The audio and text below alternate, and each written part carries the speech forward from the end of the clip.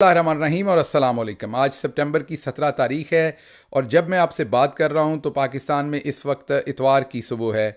आज की अभी तक की इंपॉर्टेंट खबरें और उनके ऊपर मेरा तबसरा आपके सामने हाजिर है। सबसे पहली खबर, इंपॉर्टेंट खबर जो आपके सामने रखनी है वो जस्टिस काजी फ़ाइज़ ईसा आज से पाकिस्तान के चीफ जस्टिस, आज से पाकिस्तान के चीफ काजी जो हैं वो बन रहे हैं। आज वो हल्फ ले लेंगे और हल्फ बर्दारी के साथ ही वो पाकिस्तान के चीफ जस्टिस बन जाएंगे। एक साल पे, तकरीबन एक साल के ऊपर उनका दौरानिया होगा चीफ जस्टिस ऑफ पाकिस्तान का। और इस एक साल के दौरानिए में वो क्या करेंगे, क्या हो सकता है, इस वक्त उनके आने के ऊपर जो बहुत सारे हलके हैं, इस्टेब्लिशमेंट हो या नून लीग हो या पीडीएम की जमातें हों, वो अपना अपना अहवाल कह रही हैं और सब पाकिस्तान तहरीक इंसाफ को, इमरान खान को और पाकिस्तान की आवाम को काजी साहब से डराने की कोशिश में लगे हुए हैं। इस्टेब्लिशमेंट कहती हैं उनके साथ हमारी डील हो चुकी है, वो हमारे साथ वादा कर चुके हैं, हमारे तरीके से काम करेंगे, ये हवा देते हैं वो मार्केट में।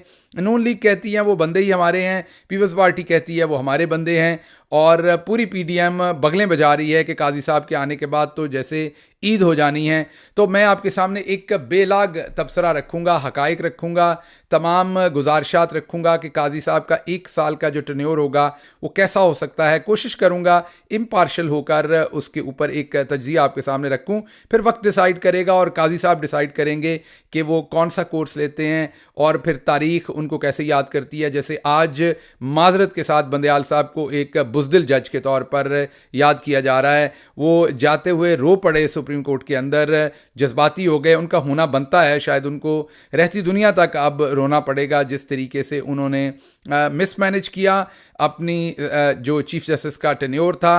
इस्टेब्लिशमेंट के हाथों में पहले वो एक खिलौना बने, खेले, बहुत बाद में उनको याद आया कि उनकी पगड़ी खुल चुकी है, उनकी इज्जत जो है वो तार तार हो चुकी है चीफ जस्टिस ऑफ पाकिस्तान के तौर पर। ना सिर्फ उनकी बल्कि सुप्रीम कोर्ट की इज्जत उन्होंने तार तार करवा दी है। मैं सिर्फ आज नहीं बोल रहा, बहुत मुद्दत से उनके बारे में ये बोल रहा हूँ कि उन्होंने बुज़दिली की आला तरीन मिसाल कायम की और जाते जाते अब वो आबदीदा हो रहे हैं। जब पूरी कौम बिलक रही है उसका कोई फ़ायदा नहीं, मैं पहले भी कह चुका हूँ, टू लिटल टू लेट। बहरहाल वो जा चुके हैं, बाद में दोबारा उनके ऊपर कभी तज्जिया करेंगे। आज हम जस्टिस काजी फ़ाइज़ ईसा के बारे में आपके सामने रखते हैं। अगर सबसे पहले हम ये देखें, इसके बाद भी एक दो खबरें हैं जो आपके सामने रखूंगा, लेकिन पहले इस खबर को ज़रा तफसील के साथ कवर कर लें। देखिए, काजी फ़ाइज़ ईसा साहब का तकरीबन एक साल का टेन्योर है कमोबेश, जिसके लिए वो चीफ जस्टिस ऑफ पाकिस्तान होंगे। इसके अंदर 2-3 महीने की छुट्टियां होती हैं, गर्मियों की आपको पता है, सर्दियों की छुट्टियां होती हैं, फिर दूसरी तातीलात मिला ली जाएं तो आपके सामने उनको कोई 7-8 महीने ही अदालत के अंदर चीफ जस्टिस ऑफ पाकिस्तान के तौर पर काम करने का मौका मिलेगा। इफेक्टिवली मैं बात कर रहा हूं। तो इस सारे वक्त के अंदर वो क्या करेंगे, एक तो मैंने आपको कहा कि इस्टेब्लिशमेंट कहती है कि वो हमारी उनके साथ डील हो चुकी है, वो हमारे बंदे हैं, वो आएंगे तो बस फिर सब सेट हो जाएगा। दूसरी तरफ नून लीग कहती हैं वो हैं ही हमारे, और अब देखिएगा तहरीक इंसाफ का हशर क्या होता है, इमरान खान का हशर क्या होता है, और तीसरी तरफ पीडीएम में पीपल्स पार्टी और तमाम जमातें ये कहती हैं। लेकिन अब हम एक एक करके डाइसेक्शन करने की कोशिश करते हैं और इस नतीजे पे पहुंचने की कोशिश करते हैं कि जस्टिस काजी फ़ाइज़ ईसा करेंगे क्या। सबसे पहले आपके सामने ये रखता हूं कि जब काजी साहब के ऊपर केस बना, यकीनन तहरीक इंसाफ के ज़माने में बना था, ज़ाहिर बात है जनरल फैज़ और उस वक्त की फ़ौज की इस्टेब्लिशमेंट ने वो केस बनवाया था। उसके ऊपर मैं इस वक्त नहीं जाता, उनके क्या जो थे उनके क्या ऑब्जेक्टिव थे। बहरहाल वो केस हमारी हुकूमत को उसमें इस्तेमाल नहीं होना चाहिए था, बदकिस्मती से उस वक्त की इस्टेब्लिशमेंट ने उस चीज़ को इस्तेमाल किया। लेकिन बहरहाल उसके मैं मेरिट्स और डीमेरिट्स के ऊपर नहीं जाता। मैं सिर्फ इस टाइम आपको बताता हूँ कि जब काजी साहब को उस वक्त वो एक मरहला दरपेश था या चैलेंज दरपेश था, तो उस वक्त उनके साथ कौन था? उनके साथ पीडीएम की जमातें थी, जारी बात है, और उनके साथ मुनीर मलिक थे, उनके साथ बाबर सत्तार थे जो आज जस्टिस बाबर सत्तार हैं, उनके वकील थे, और इसके साथ साथ पाकिस्तान बार थी, सुप्रीम कोर्ट बार थी, जारी बात है। ये तमाम लोगों ने उनका साथ दिया था। अब ज़रा इस टाइम चीफ जस्टिस साहब ने जैसे ही आना है तो आते ही एज अ चीफ जस्टिस उनके सामने कौन से इंपॉर्टेंट केसेस हैं। उनके सामने जो बहुत सारे इंपॉर्टेंट केसेस हैं उनमें एक तो 90 डेज़ के अंदर इलेक्शन का केस है, दूसरा उनके सामने जो है वो सीक्रेट्स एक्ट का केस है। तीसरा उसके अंदर आर्मी से रिलेटेड जो एक एक्ट आया हुआ है वो है, जो सीक्रेट्स एक्ट भी है, और दूसरा एक एक्ट है वो भी है।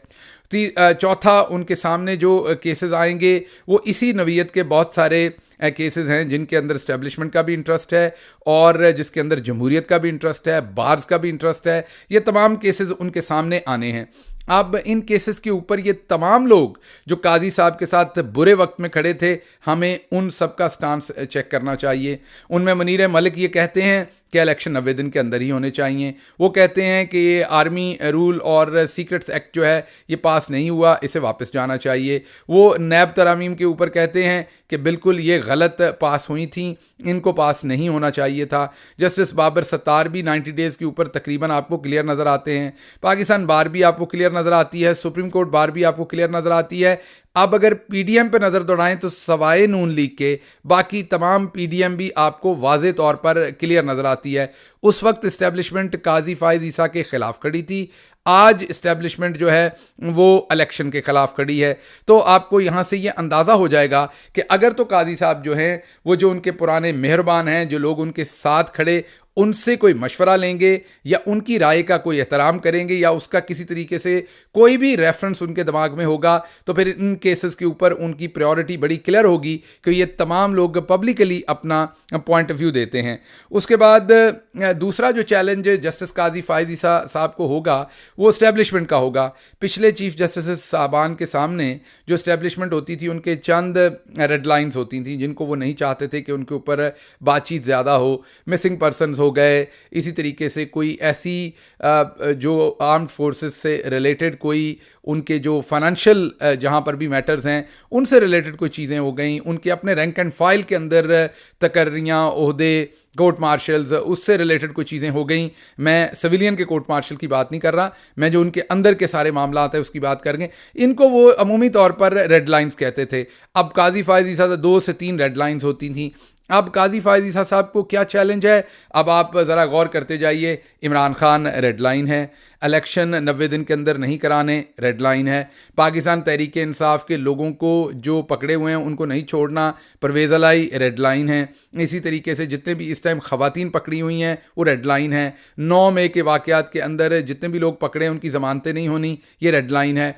उसके बाद अगर आप देखें तो 9 मई में बहुत सारे सिविलियंस का कोर्ट मार्शल होना, इसके ऊपर बात नहीं होगी, ये रेड लाइन है। मीडिया के ऊपर इमरान खान का जिक्र नहीं होना, तस्वीर नहीं चलनी, ये रेड लाइन है। इमरान रियाज को गायब किया हुआ है और भी मीडिया को चुप करवाया हुआ है। इमरान रियाज को बाहर लाने की अगर बहुत ज़्यादा कोई शोर मचाएगा, ये रेड लाइन है। इसी तरीके से मीडिया के ऊपर अगर खुले आम किसी किस्म की कोई तनकीद किसी के ऊपर को करने की कोशिश करेगा, ये रेड लाइन है। किसी को किसी भी वक्त उसके घर में घुस के, वो शीरी मज़ारी हो, उनकी बेटी हो या पाकिस्तान तहरीक इंसाफ के लोग हों, किसी को भी किसी भी वक्त अंदर घुसकर उठाया जा सकता है, ये उनकी रेड लाइन है। तो रेड लाइंस बहुत सारी हो गई हैं, कुछ मैंने गिनवाई हैं और भी बहुत सारी रेड लाइंस हैं इस टाइम जो चल रही हैं।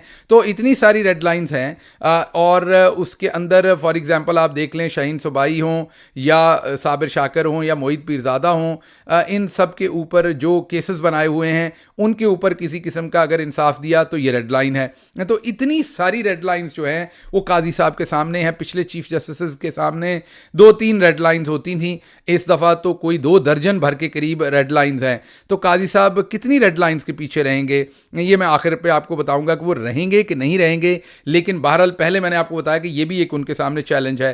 फिर उनके सामने जो अगला चैलेंज है वो बंदयाल साहब जिसमें फेल हुए, यहाँ पर मुझे काजी साहब उसमें सक्सेसफुल होते नजर आते हैं। बंदयाल साहब ने किसी भी केस के अंदर आपने देखा कि ऐसे जजेस को बहुत कम शामिल किया जो समझे जाते थे कि जो उनके साथ लाइक माइंडेड नहीं है। मसलन एक ही केस के अंदर जब इमरान खान साहब की गिरफ्तारी हुई तो अतर मिन्ला साहब को उस बेंच के अंदर बिठाया गया और मेरे सुनने में ये आया है कि अतर मिन्ला साहब ने असल में जो बंदयाल साहब थे उनके चैम्बर में जाके कहा था कि इस केस को सुनिए, क्योंकि हाई कोर्ट से जिस तरीके से इमरान खान को पकड़ा गया है ये दुरुस्त नहीं है। और हम तमाम लोगों को पता है कि अतर मिन्ला साहब की जो इंसानी हकूक़ के ऊपर, फ्रीडम ऑफ स्पीच के ऊपर, मिसिंग पर्सनस के ऊपर जो उनका उनका पॉइंट ऑफ व्यू है वो कोई ढका छुपा नहीं है। तो बहरहाल बंदयाल साहब जिस चीज़ में फेल हुए कि उन्होंने बहुत सारे बेंचेस के अंदर जजेस को मौका ही नहीं दिया कि वो बैठें और फैसला करें, वो डरते ही रहे और उन्होंने बेंच ऐसे नहीं बनाए।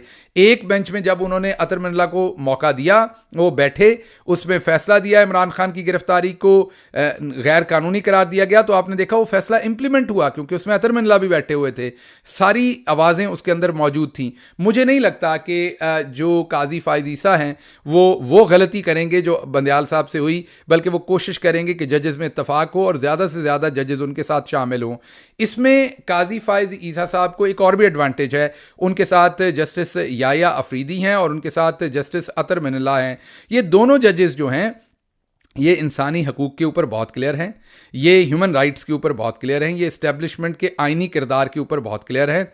ये दोनों जजेस जो हैं ये मेरा ख्याल है कि बहुत बेहतर और तगड़े और स्ट्रॉन्ग फैसले करना चाहेंगे और ये कोई भी इंसानी हकूक़ के ऊपर शायद ऐसा फैसला ना करें या ना पसंद करें अगर वो हो रहा हो, तो इस वजह से काजी साहब को सपोर्ट भी मिलेगी और अगर वो उसके अपोजिट जाएंगे तो ऑफकोर्स उनके लिए एक चैलेंज भी होगा लाइक माइंडेड जजेस की तरफ से भी कि वो ऐसे फैसले करें जो तमाम पूरी सुप्रीम कोर्ट चाहती है। तो जस्टिस याया अफरीदी का और जस्टिस अतर मिनल्ला का बहुत ही कलीदी किरदार होगा इस सारी सुप्रीम कोर्ट के अंदर, जो जस्टिस काजी फाइज ईसा के अंदर अगले 1 साल के लिए काम करेगी।